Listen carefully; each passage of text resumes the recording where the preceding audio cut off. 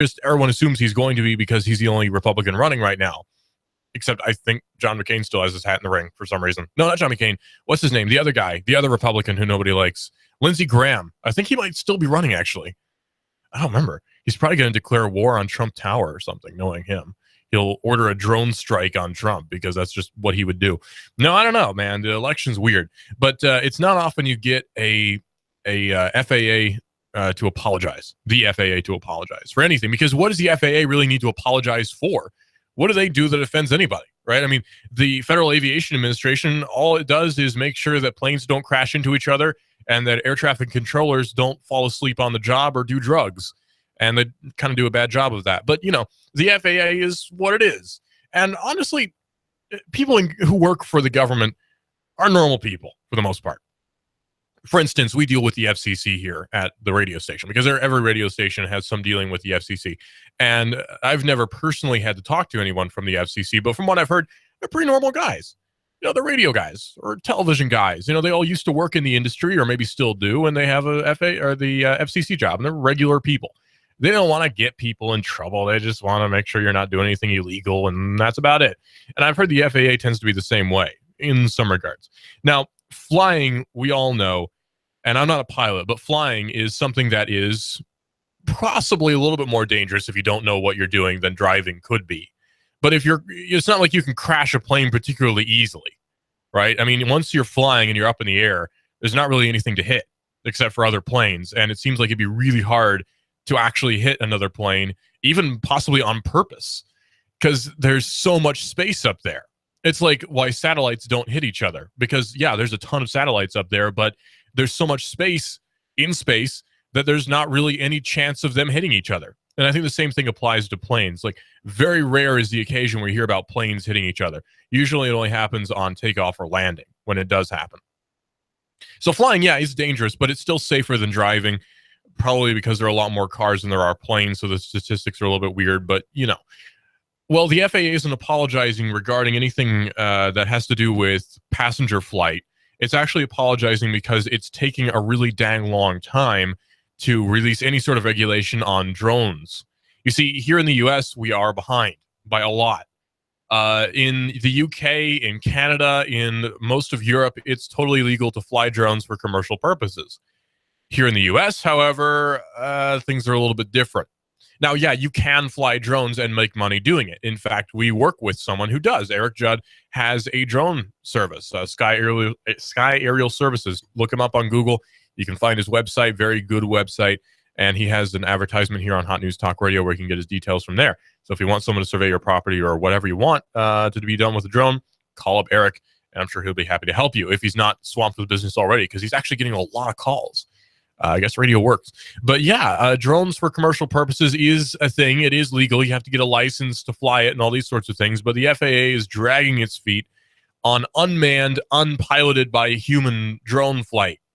You see, businesses like Amazon want to be able to ship stuff to your door without a human actually flying the drone, which seems like it should be easy to do, honestly. After all, computers are flying drones all the time for the military. I can't imagine it's that much harder for a civilian company to come up with some application for drones to be flown privately for delivering things other than bombs, payloads that don't explode. So, you know, it should be easy enough, you think, but apparently the FAA doesn't really think so. Well, the FAA chief, according to Ars Technica, has said, sorry, we're so slow. In New Orleans, former Cisco CEO John Chambers delivered a keynote on Tuesday at the Association for Unmanned Vehicle Systems International, the Exponential Conference, which is spelled with an X instead of an EX because it's super cool and rad. He slammed the Obama administration for moving too slowly on adjusting regulations governing commercial and private drones. Chambers said that Obama doesn't get drones and that the U.S. is potentially being left behind in a market that he claimed could drive trillions of dollars in economic impact. His remarks drew loud applause from the audience of attendees, many of whom represented companies eager to cash in on drones as either vendors or customers. And see, you can be ideologically or politically in a particular stance all day, but if anyone gets in the way of you making money, you're going to not like them. And we know that a lot of people in Silicon Valley tend to lean a little bit left, and, you know, that's okay. They can do that. I'm not saying, oh, wow, these lefties, I can't believe they exist in America. No, that's the cool thing about America is that you can have whatever political opinion you want and still exist, and we're not trying to kill each other. That's a good thing. That's great. I love it.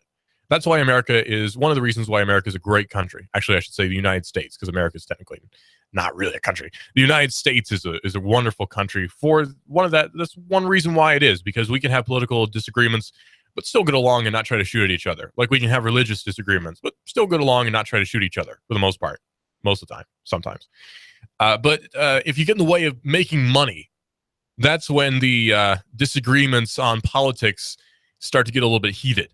Because businessmen are businessmen. They want to make money. If I'm in a business where I see a huge opportunity and I have the capability to use this opportunity to make tons of money, I'm going to want to use it. But then you have a government agency that steps in and says, well, actually, you can't do that because regulations, and you have to pay for a license to do all these sorts of things and whatever. Suddenly now it becomes complicated because you're getting in the way of me making money. What if you saw a huge opportunity here in Chattanooga, an untapped market for people who want lemonade really badly? And for some reason, you're the first person to come up with the idea of making lemonade for people and having lemonade stands. We'll just use that as an example. And this is a huge industry, right? There's a huge opportunity here where you can make lemonade for a bunch of people. But say the Food and Drug Administration steps in and says, well, actually, we haven't yet passed regulation on how you can sell lemonade. But until we do, you're not going to sell lemonade, because we haven't yet figured out the regulation and how we're going to tax it and such. So we're going to put this industry on hold until we figure out how we're going to tax you, regulate you, and make sure you get licenses. So you're going to be put on hold here. In the meantime, you're not making money because this is what you're banking on. This is your business, and yet you can't do your business. You can't conduct your business because government has gotten in the way. And this happens all too often. The other thing I think is kind of funny, though, is that they're demanding licenses for something that previously didn't even exist, right? Like now you need permission to do something which 5 years ago didn't even exist. Oh, more like 10 years ago. 10 years ago, this industry didn't even exist, and now you need licenses to conduct it. It just seems weird. It's bizarre. Like flying, I understand, because you could potentially kill somebody if you're flying, right? Like you could actually kind of kill someone if you're flying wrong. Or driving, like I understand, I don't agree, but I understand why you need a license or why they believe you need a license to drive. Because there's the potentiality there where you could actually really kill somebody really badly, right? Like you could mutilate someone horribly. And it's happened to us or people we know have gotten in car accidents or wrecks or vehicular manslaughter. Horrible things happen, right? I mean, for heaven's sake, I do the news. I know horrible things happen on the road. So you get the sentiment that, well, you know, people need licenses in order to drive, so we make sure the roads are safer because government's job is to protect the people or whatever. Like we understand, although I don't necessarily agree with that sentiment. I get it. With drones, on the other hand, I'm not sure I understand, because if you fly a drone into someone's house, you pay to fix it, right? I mean, that should be easy enough. If your drone crashes into someone and injures them, you pay their medical bills. Like this should be simple enough. There's no crime if there's no damage in one way or another. And that's how it had been for millennia until government stepped in. There had been no crime until there was a damage. Let's think about this. What's a crime based on anyway, right? Like what do you have to do to constitute having committed a crime? Well, I mean, there's statutes, there's the questions of whether or not you're in city limits, right? What state are you in? What country are you in even? But no, okay. Where's the damage, though? Let's break it down and say that you have to commit an actual damage. Like you have to cause damage for there to be a crime where you have to either pay money or go to prison for a certain amount of time. So let's say that I'm driving down the road and I can drive and I'm not hurting anyone. There's no damage, right? I'm driving down the road. I'm following all the rules of the road perfectly. We'll assume that. And I'm not crashing into anyone, fortunately. I'm not driving on the sidewalk like Grand Theft Auto and hitting a bunch of people and watching them fly around like ragdolls. That's not happening. I'm just driving down the road, getting to my business, or driving to my house from my business, whatever. Everything's going along fine. There's no damage, right? But, I don't have a license. Or maybe my license expired yesterday and I just didn't know it because, come on, when do you read your license? Like the time it expires. Most of us don't. I know you get a letter, but assume you threw out the letter with the rest of your bills, right? Your license expired yesterday and you just don't know it. You're driving around without a license and you're driving around fine, no damages, whatever. Suddenly you're unable to drive because your license expired. It just seems illogical to me. It seems ridiculous. I understand an aptitude test for making sure people can drive or whatever, but it just seems ridiculous when your license expires at a certain point. Maybe we should instead set it up so that, okay, if you want to have a license expire, maybe have it expire when you turn 65, right? Like when you hit retirement, we all age. I'm sure it will happen to me too. We need to have another aptitude test because our eyes aren't so good. Maybe our legs aren't so good. Mine got screwed up real bad last week, Friday. Oh man, my knee is really bad right now. Actually, it's hard to walk because I stretched it. Like I'm double jointed, so my knee bent the wrong way. It's a funny story. There was certainly no substances involved, I'm sure, but we were on a football field at an undisclosed location, and they had a pole vault landing pad, and we were jumping on it. And me being me, I jumped entirely wrong. Like I was thinking too hard about it. That happens to me when I think too hard about things. I can do crazy athletic stuff if I don't think about it, but as soon as I put any thought towards it, I just wreck horribly, and that's what happened. And I jumped, putting all my pressure on my hyperextended knee, and stretched it the wrong way. And I thought I had broken my leg. It was horrible, horrible pain shooting down my leg, which has nothing to do with drones, but I thought I'd share that because that's a little bit of me that you get there. Me, Russell. I'm hosting Binary, by the way. I don't think I talked about what show this is. This is Binary here on Hot News Talk Radio, AM 1240, hotnewstalkradio.com. Check us out on the website, of course. It's hotnewstalkradio.com. Get us on the TuneIn Radio app for your smartphone. That's TuneIn Radio on your smartphone. Search for Hot News Talk Radio. You can listen to us streaming live there. And go to YouTube. You can actually watch me on YouTube. I just got a haircut the other day, so I look a lot more professional.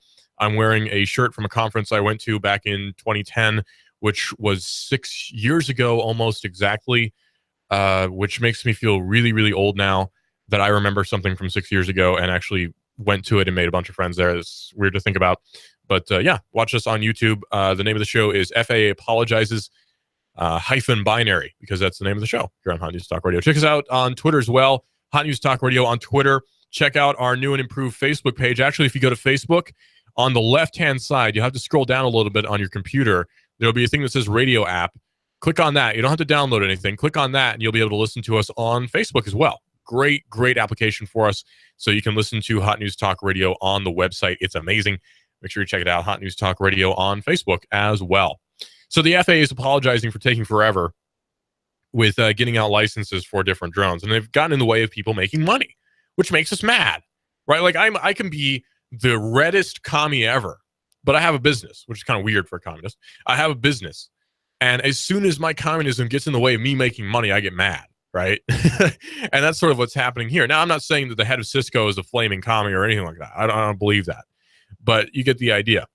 Well, Mr. Huerta, who is the administrator for the FAA, responded on Wednesday with a talk about the FAA's progress on drone regulations before the same audience that Huerta had previously called a lion's den in his last appearance. And he joked, "We're getting to know each other so well that UAS, that's Unmanned Aerial Systems conventions, are getting to be like family reunions." However, Huerta's comments made it sound less like a family reunion and more like an intervention. The FAA chief gave a litany of reasons why his agency was moving so slowly. Then he tried to make the most out of what the agency had done, which seems like nothing right now because still, I'm not having packages delivered to my house. That's what I want. We can talk about, drone technology will be great for medical application, whatever. Okay? Listen carefully. I want to be able to order stuff on whatever platform I order things on, whatever website, probably Amazon. I'm not plugging them. I'm just saying that's what I usually order stuff on. Not for, free plug, I guess, for Amazon. Everyone knows about it. I want to be able to order stuff, have it delivered to my door in 30 minutes because that's what they promised like 2 years ago. And everyone got really excited about it. And then the FAA stepped in and ruined it. And that's what it is. That's what they did. They ruined it. The FAA ruined it. We could have been having packages delivered to our door in 30 minutes. And the FAA ruined it. And I will never forgive them for that. Just for that, I'm never flying. Okay, I probably will. Just for that, I'm never buying a plane. How about that? I'm never going to buy that private jet I was looking at. How you like that, huh? You like them apples, FAA? I'm never buying a private jet. Ooh, I bet you're all shaking in your boots now. Russell's not going to buy a private jet just because he doesn't like the FAA. It's like why I won't give talks at a certain university because they banned vaping, and I was mad about that. I don't even vape. I was mad about that, so not going to that university to talk. Nope, no siree, not buying a private jet. We could have had seriously though. Amazon was looking at packages under 5 pounds delivered to your door in 30 minutes, and the FAA ruined it. Just crap, dude. Huerta explained that the new committee, which will come under the auspices of the Radio Technical Commission for Aeronautics, or RTCA, which I'm actually slightly familiar with, will first be tasked with establishing priorities. We have a lot of big issues we have to deal with, said Huerta. Is bandwidth for control a bigger issue, or do we have more lead time for that versus technologies for detect and avoid, or how we protect core infrastructure? Listen, it seems the people in the FAA perhaps don't understand business. When you're in business, especially a business which deals with serving people in any way, shape, or form, you have to understand that the one thing you really don't want is a lawsuit. You can handle a lot of stuff out of court. Like, you broke my window with your drone. Okay, sir, we'll send somebody out there to fix it. By the end of the day, you'll have a new window. In fact, it'll be better than the old window. We sincerely apologize. Here's a $50 gift card as well. We apologize. You can handle a lot of stuff out of court because accidents happen. But the last thing you want is a lawsuit. You really don't want a lawsuit. These companies are going to do their darndest to make sure they don't get sued. The best security infrastructure in the planet, I'm sure, will be applied to the drone services which these various companies will be rolling out. So I'm not really worried about safety, to be quite honest. I mean, imagine this. A drone smashes into a 777 airplane from Boeing that's flying out of Chattanooga. And, I don't mean to spook you, but say that happens and it crashes into the Tennessee River. Hundreds of people die. Now, the company which was flying this drone, which crashed into this plane, which crashed into the river, which killed a few hundred people, is going to get sued out the wazoo. Out the wazoo. People are going to get sued like crazy. So obviously, these people want to avoid something like that happening, not just for monetary reasons, but because most of us really don't want to kill hundreds of people, although I do know a few people who wouldn't mind that happening because they're psychos. I'm friends with weird people. But really, though, most companies don't want that to happen. Most people who head companies don't want that to happen because that's a horrible thing and it costs you a lot of money. And let's be honest, businesses are all about money. That's how they all are. I'm not saying that as a political statement. That's just how businesses are. They're about money, serving people secondarily, but money. It's money. You need money to serve people, and you need people you can serve so you make money. That's how it is. People just don't seem to get it, though. It's ridiculous. Sometimes I wonder if we'd be better off if the FAA just wasn't a thing, though. Like what if it just went away? Would airlines still be able to fly without smashing into each other? Would drones be able to fly without smashing into airlines? Would we get to our destinations safely? What about terrorists on airplanes? What if the TSA disappeared? Would we still have the problem of terrorism? Well, actually, maybe the problem with terrorism would get worse. Would it, though? Because the TSA hasn't really stopped any as far as we know. I mean, think about this. The underwear bomber and the shoe bomber, both, great names for bombers, both got onto airplanes and both almost detonated their devices. The shoe bomber, especially, almost lit his bomb. And then people jumped on him. People, not the TSA. Regular Joes. I would entrust my life to a regular Joe much more readily than I would entrust my life to the TSA. Because a regular Joe has a pretty high chance of being an ex-military guy who conceal carries, right? I'd much rather trust this guy than I'd trust some spook who, some government spook who's trained for minimum wage job patting people down. You're essentially being paid to fondle people. I don't trust that, man. I don't trust. Is it okay to say spook still? It's a word for government people, isn't it? Yeah, it is. It is. I'm good. It's all good. Nah, man, I just don't like the feds. I never like the feds. There's no reason to trust them. Think about it. I mean, like, what have they done for me? Nothing. What's this FAA regulation doing for anybody, really? Because let's not say it's about safety. Again, this is like the FBI thing with the cell phones. It's not about safety. It's about control. The FBI cell phone thing with the San Bernardino shooters. It's not about safety. It's not about terrorism. It's about control. It's about access to your phones. The FAA thing is about charging taxes and regulatory fees and all sorts of other things on people flying drones, on companies flying drones.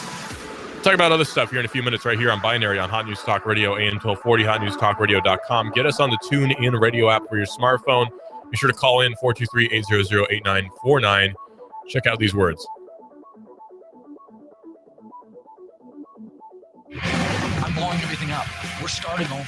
I'm doing the new show. I want guys who push it to the middle of the table and go over the top. Take a risk, fail miserably. I'm right, and I'm not wrong, and I'll never back down. Conflict works. Allow it. It's The Herd with Colin Cowherd. Right here and everywhere.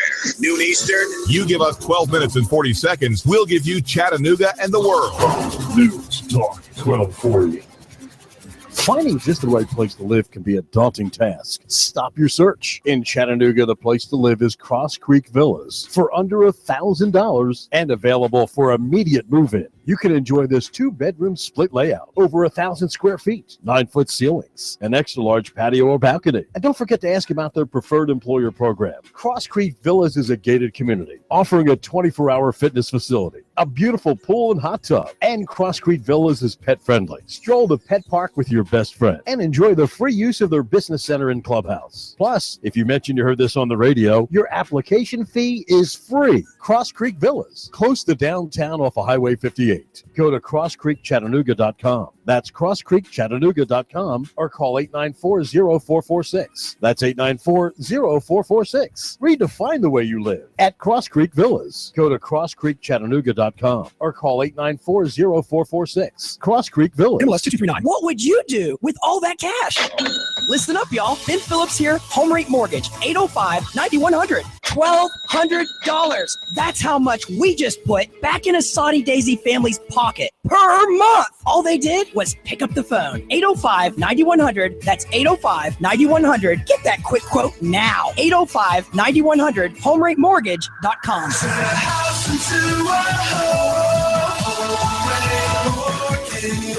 MLS 2239. Do you want to achieve the American dream in 2016? Listen up, y'all. I'm Ben Phillips with Home Rate Mortgage, 805-9100. We just helped a police officer purchase his first home in East Brainerd. Now he's grilling and chilling on his back deck. The American dream. You could achieve it with no money down options. Why wouldn't you call? 805-9100, HomeRateMortgage.com.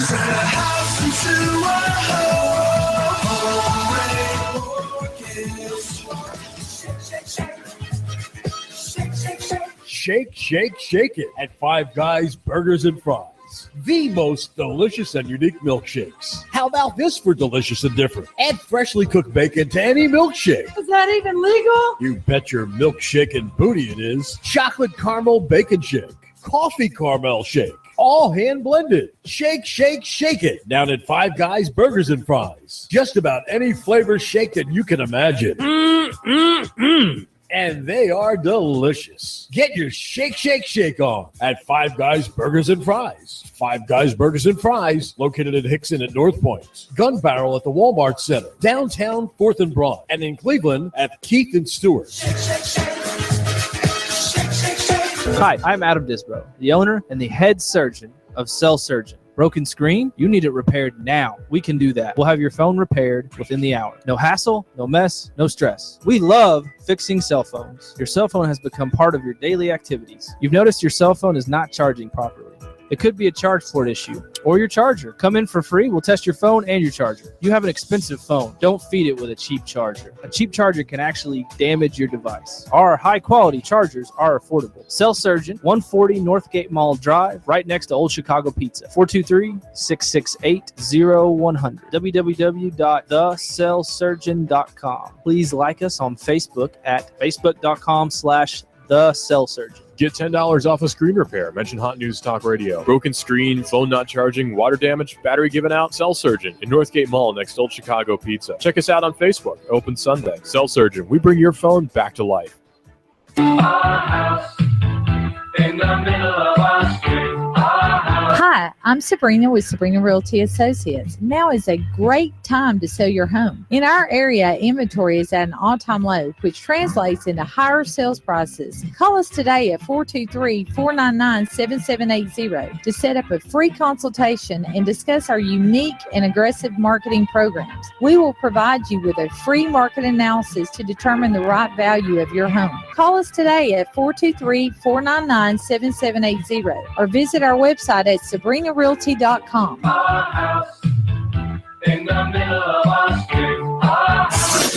You give us 12 minutes and 40 seconds, we'll give you Chattanooga and the world. News Talk 1240.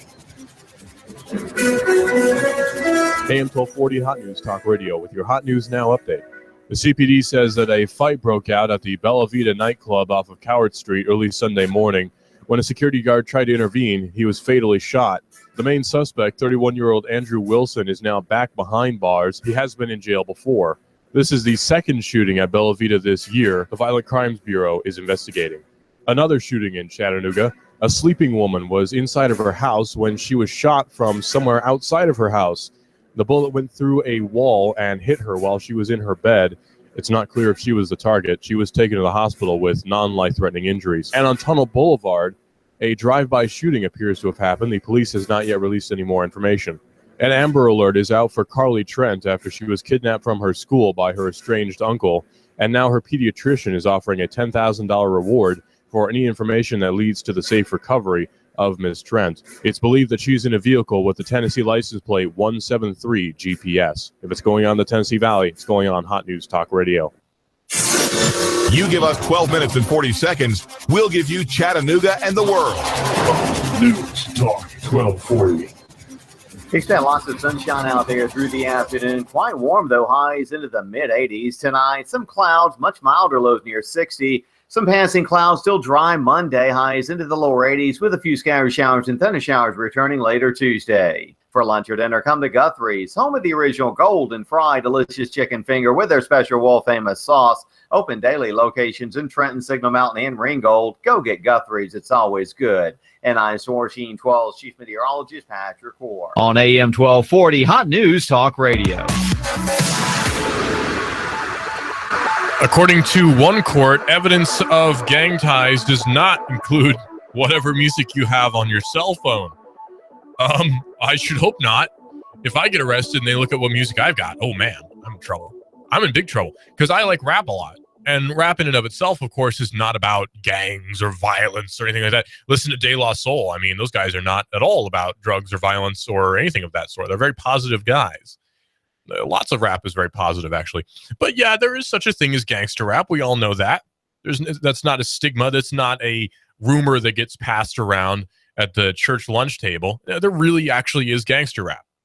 But the thing is, I'm the whitest non-gangsterish person, not even Italian gangster, because I'm not Italian. I'm a bunch of different European ethnicities. Italian's not one of them. I'm not Mediterranean. And I listen to gangster rap a lot. MWA's Straight Outta Compton, one of my favorite albums. And I'm not even joking about that. I really love that album. Like, seriously. The Chronic by Dr. Dre, I own the dang thing on a record, which makes me also hipster and a gangster, I guess, according to some law enforcement agencies. So your taste in music doesn't really mean who you are. I mean, it does to some degree. You know, you like to let off steam. You listen to some music. You know, let off some steam and we'll listen to some music. It doesn't have anything at all to do with how you are as a person, I would say. Like, for instance, I listen to very angry music a lot of the time. Atari Teenage Riot is one of my favorite group band things of all time. And they tend to lean quite leftist, actually, kind of like Rage Against the Machine. It tends to lean pretty leftist. I mean, for heaven's sake, they've got red stars on their albums. That's not a coincidence, right? I mean, very leftist-leaning people. And I am exactly the opposite, although I don't think my political leaning is on the left or right scale. Not the traditional one, anyway. Not the traditional one, I would say. Because people like to make it so left means sort of more government and right means sort of more sometimes, like somehow fascism is on the right and communism is on the left. And I'm not sure how that would work. Like in the center, do you have libertarianism and anarchy? I don't know. The political scale is so arbitrary You know, like the political scale is such an arbitrary thing. It seems like they just make it up on the fly. I don't know which one the talking heads on TV use. There are quite a few. I've seen one that's not really three-dimensional, but it's got a X, Y, and Z axis. So it goes top down or up, down, left, right. And I like that one a lot better. I'll put it up on Facebook, actually. But anyway, Washington State's top court is tossing the assault convictions of 3 men, in part because prosecutors told jurors that Latin music on one of the defendant's mobile phones highlighted a gang affiliation. Now, you know, maybe if it's like a mixtape from a known gangster who distributed it locally, you know, that I could see that. I could get that. The issue was tangential to why the state Supreme Court ordered a new trial for Ricardo Juarez de Leon, brother of Anthony de Leon, and Octavio Robledo. Pardon me. I don't speak Spanish. I'm bad at these sorts of names. The trio was convicted of first-degree assault in connection to a 2009 non-deadly drive-by shooting in Yakima County. The court demanded a retrial because the men told jail officials that they were gang members and could not be placed in a jail cell with rival gang members. I should try that. But ultimately, the admission was wrongly used against them in a trial before the jury, the top court found. So if I get arrested for skateboarding downtown and they want to throw me in jail, I should just say, look, dude, look, officer, I'm a Crip. No, I'm not a Blood. I don't really like those guys. I'm a what gang should I be in? I'm in the IRA, and no, the OVF, the UVF, the Ulster Volunteer Force. I'm in the Ulster Volunteer Force. You can't put me in jail.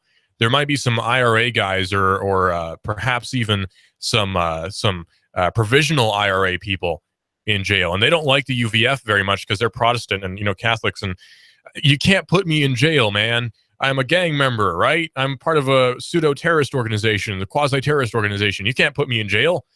I should try that. Whew, man, great strat. The trio was convicted of first-degree assault in 2009. In this case, the court ruled, the defendants made self-incriminating statements to avoid a credible risk of physical violence. By their very nature, such statements cannot be considered voluntary, and they should not have been admitted, and yet were. A lower court said that it all amounted to a harmless error because there was other evidence, including music on Anthony de Leon's mobile phone, to corroborate with them being gang members. The court disagreed, Supreme Court, in fact. The lower court had pointed out that there was music from the Latin band Los Tigres del Norte, which is the Tigers of the Del Norte, I'm not sure, as part of a string of evidence linking the men to being gangsters. But the high court said that such an assumption prejudiced jurors. Los Tigres del Norte has been one of the more prominent bands in Latin music for decades, the Supreme Court wrote. Yeah, I mean, again, think about it. It's like NWA is a very popular rap group, or was a very popular rap group. It still is. I mean, it just came out with Straight Outta Compton, the movie. You know, I haven't seen that yet. I really want to. I mean, for heaven's sake, Eazy-E's my homeboy. And I certainly wouldn't want to be mistaken for a gang member because I happen to like NWA. In fact, there's a guy whose album I've got on my phone, and he went to jail and he was convicted of killing a guy. And then he rapped in prison about how he killed a guy. And his raps were wrapped into a prison payphone, and his producer recorded it on his end. So he actually, while he was in prison, came out with a rap album about how he killed a guy. And it's the album is called X-Rated. I don't know, he's called X-Rated. The album is called like First Degree Murder or something like that. It's a good album. It's decent. His flow is very nice. His raps are extremely violent. He talks about how he shot like an old woman with a revolver. It's horrible, but it's also very intriguing. It's like watching a documentary about a war. It's horrible, but it's intriguing. And that's how I feel when I listen to a lot of that sort of music. But I wouldn't want to be mistaken for a gang member because I listen to that kind of music. The court added that while this may not be the primary issue in this case, we feel that it was nonetheless important to take this opportunity to remind courts to exercise far more caution when drawing conclusions from a defendant's musical preferences. I wouldn't want to be mistaken for a communist, a gang member, or a fascist, or a neo-Nazi, because I actually have some of that too. Or skinhead, got some of that too. You know, we listen to weird music, especially people in the younger generation, millennials. We listen to weird music. You know, we're hipsters, right? We listen to a lot of weird crap, and people, especially people in courts, probably don't get it. You know, and that's a classic thing to say. Oh, the old people don't get it. I mean, probably they don't. There's so much music out there, huge amounts of music that's available on the internet. You can download anything you want and listen to it. And so judging someone criminally based on their musical tastes or musical preferences doesn't seem particularly relevant. And the Supreme Court in this case agrees with me. So it's good. A biotech company in the biotech world, there's a lot of movement towards anti-aging / anti-memory loss research. This is something that DARPA has been looking at a lot. DARPA being the Defense Advanced Research Projects Agency. And they added defense at the beginning. It was ARPA for a long time. If you've heard of ARPANET, it's actually, that's the precursor to the internet. It is the internet. It's the internet from the 60s and 70s, ARPANET. And universities would connect to it. And it was meant for contingency of communications so that if one server went out, you could still talk to other people. It wasn't a centralized system. It's like anthills. Like if you kill one ant, the other ants still communicate. So it's the same sort of thing. And it was a great system, obviously, because we still use exactly it today. The idea of IP addresses and everything was developed by government agencies, actually. So thank you, government agencies, for inventing ARPANET, which was then expanded upon by Sir Tim Berners-Lee at CERN in Switzerland. And we got the World Wide Web out of it in the mid-90s. Early 90s, I should say. I believe it was 1992 or 93. So good stuff came out of it. But that was before it turned into DARPA because, we got all sunshine, happy, hippie and decided to add defense to the beginning instead of just being the Advanced Research Projects Agency. Now it's the Defense Advanced Research Projects Agency. They are one and the same, essentially. It's the same thing.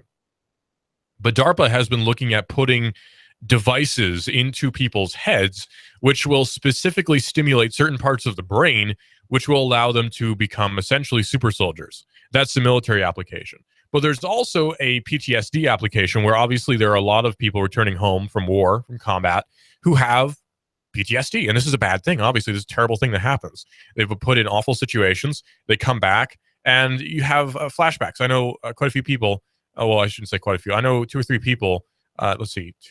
I do know 3 people who suffer from PTSD due to their service in the Iraq War. And it's a hard thing, obviously. And talking to them, very interesting stories they tell. They're very good people, good Christian people. It's just that they have this PTSD and they want to get over it. It's not like, oh, they like it. It's they want to get over it, but there's not really any way to do that.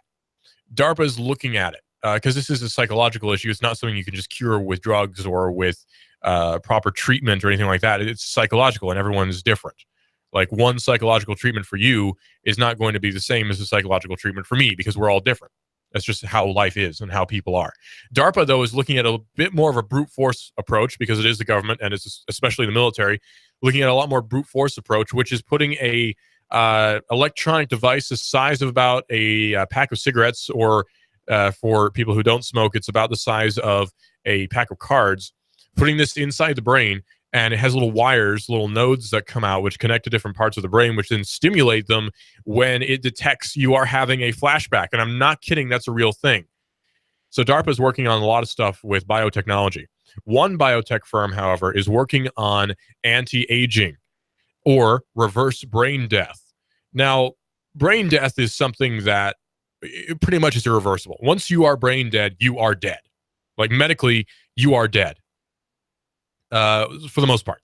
Like you have cases like, this is hard to evoke, but you have cases like, say, Terry Schiavo, where doctors say essentially she is brain dead, she is dead. But physically, biologically, she's still alive. Her heart's beating, she's moving about, but she's not there anymore. And it's a hard thing because you have to question, there's a lot of ethics going on here. What if we can reverse that process, though, of brain death? That's what this one biotech firm is wanting to do. And they're talking about injury to the CNS, especially axonal trauma, is usually irreversible. And once the brain is dead, there are no palatable options. You are dead. If your brain is dead, you are dead. Well, trying to handle situations like this can be a lot like trying to handle dry ice with bare hands. You can do it actually for a very short period of time. So in a proof of concept experiment that's equal parts touchingly earnest and slightly creepy, according to Extreme Tech, a couple of biotech companies called BioQuark and Revita got approval for a phase 1 clinical trial aimed at reversing brain death. Now, brain death can happen for a lot of reasons. Lack of oxygen to the brain, as far as I remember, is the leading cause of it. So this can happen from a heart attack, drowning, for instance. This can happen from just general asphyxiation. It can happen in your sleep. There's all sorts of things which cause lack of oxygen to your brain. Oxygen to your brain is, of course, given to your brain through oxygenated blood, which travels from your lungs up to your brain. It's complicated. It's probably more complicated than that, but that's generally how it works. The researchers, though, are really planning on a blitzkrieg approach. In the phase 1 trial statement, they explain that they will use some permutation of stem cells, peptide extracts, lasers, and nerve stimulators. Wow. These stem cells aren't just neuronal progenitor stem cells, though. They are actually using stem cells from the mesenchyme, the mesenchyme, perhaps, which is the embryonic germ layer that gives rise to both neurons and their support cells, the glia. Not sure what that means. If the researchers can convince these stem cells to differentiate properly, they might actually achieve the growth of real brain tissue, not just neurons.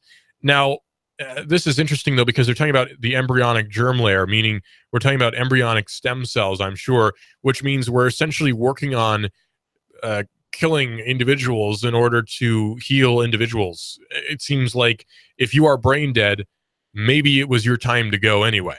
You know, like there's a lot of medical research out there where you feel like, wow, this is a great advancement, and certainly this should be done. Like say, for instance, the polio vaccine is a great thing. The discovery of penicillin is a great thing. The discovery of chemotherapy, radiation therapy are great things. Different ways that we can treat cancer. You know, the list goes on for different medical advancements, which we can all agree are awesome and great, and we're very thankful that they exist. And then you get to sort of the creepy side where they're like, maybe we can bring back the dead. And you start to think, like, maybe we're going too far here. You know, like, and I'm not somebody who wants to hold back technology. Like, I'm fine if you want to cut off your arm and give yourself a robotic one if it's better. You know, like, if you want to do that, fine. But if we're talking about bringing someone back essentially from the dead, I don't know, like to me, it seems like maybe it's just their time to go, because people do die. And people do die in horrible ways, and people do die unexpectedly. And yes, it's bad. It's horrible. It's sad even. You know, for instance, my grandfather died at my cousin's wedding. You know, I mean, that was horrible. But it was his time to go. None of us were thinking, well, maybe we can bring him back. You know, I mean, it was his time to go. You know, and sometimes we just need to accept that, yeah, it was his time to go. It's bad. It's sad. The man lived a good life. He was actually a television repairman for RCA for a long time, believe it or not, and a very, very interesting person. I wish I'd gotten to know him better when I was older, but he died when I was 6. I'm wanting to say, 9/11 hadn't happened yet, so I would have been about 6, around there, 5 or 6. I'm not sure if I'd had my birthday yet, but yeah, and you know, it was his time to go. That's just how it is sometimes. It's tragic. It's horrible, but sometimes it happens. And it seems like, you know, I have a religious perspective here too. I think that sometimes science and humanity wants to get in the way of something that God has determined will happen. And it's not going to work. You know, like if you're trying to get in the way of something which God has determined will happen, it's not going to work. Sometimes things just happen because it's supposed to. We might not like it, but there is a broader plan at work here that doesn't really care about what we think or what we want. You know, what we think and what we want are momentary, temporary things. They're blips on the radar. There's a broader plan at work here that doesn't really care about what we think or want. It's a lot bigger than that and goes on for millennia. You know, so sometimes things just happen. Well, on a brighter side, a much brighter side, SpaceX's second Falcon 9 landing in a row is more impressive than the first one. I love SpaceX. I love the Falcon 9 rocket, and I love space. So all of these things together, man, it gets me going. SpaceX's Falcon 9 rocket made a successful landing on a drone ship less than a month ago, the first time that's been completed successfully. So we didn't have to wait long for the second one. Without the hype from the last landing attempt, SpaceX just landed its second Falcon 9 in a row on an unmanned sea platform. This is becoming routine, and paradoxically, it's really exciting. Because generally routine isn't particularly exciting, but this time this routine is very exciting. Because, you see, this has great implications. What if, let's throw this out there, what if, let's think about this, you have a space station. Doesn't have to be the International Space Station. It can be a space station, a vacation space station. Sounds pretty neat, right? The off-world colonies, why not? Blade Runner, love it. What if there's an off-world colony and it needs constant supply runs because there are problems growing things in space sometime. We don't have artificial gravity yet. Yeah, you could do a centrifuge like Arthur C. Clarke, and that'd be awesome. But, it's a little bit weird. Arthur C. Clarke, by the way, a genius person. I believe it was him who figured out the concept, I'm wanting to say, of orbits, I believe. Or he calculated it was something like that. It was either orbits or was it solar panel? Arthur C. Clarke discovered something. And now I'm blanking on what it was, but he was a very smart person anyway. And if you have an Arthur C. Clarke style space platform out there, it's going to need resupply runs. Now, what if this whole resupply thing can be automated entirely? You have an unmanned sea platform which detaches from mainland and drives itself out to the optimal location in the water. Then the Falcon 9 rocket or its successor flies up into space, attaches to the space station, again unmanned, dumps its payload, possibly unmanned, and then flies back to Earth, or falls more accurately back to Earth, lands on the sea platform itself. The sea platform, again unmanned, makes its way back to dock or to another like mothership sea platform somewhere, and the cycle continues. How cool would that be? And now that seems entirely possible. SpaceX is making that entirely possible. And I'm so excited about that. Like, the future is crazy. The future is amazing. Yeah, there's some weird, creepy stuff like the biotech firm wanting to bring people back from brain death. Yeah, that's kind of weird. But there's also really neat stuff like that where there's a potentiality in our lifetimes for there to be vacation location stations up in space. Now, think about that. How fun would it be to have an affordable vacation up in space? I'm sure that Galapagos retreats or whatever, is looking at that as a real opportunity. I'm sure sometime in the near future, there's going to be a vacation firm or company that will form with tons of billions of dollars of funding to put a vacation location up in space. How neat would that be? Also, it would get automated resupply runs. In fact, your flight there could be automated, and it would be as safe as any other commercial flight. What if you could fly up into space like an ICBM and arrive at your destination on land even faster than you can in a regular commercial flight? Again, how cool would that be? Flying 10 times faster than you would in a regular Boeing 777 or 747 or whatever plane they're flying these days. How cool would that be? I'm really excited about the future. There's all sorts of new stuff coming out, and I can't wait. It gets me goosebumps excited about the future, about all the new technology that's coming out. And I love it.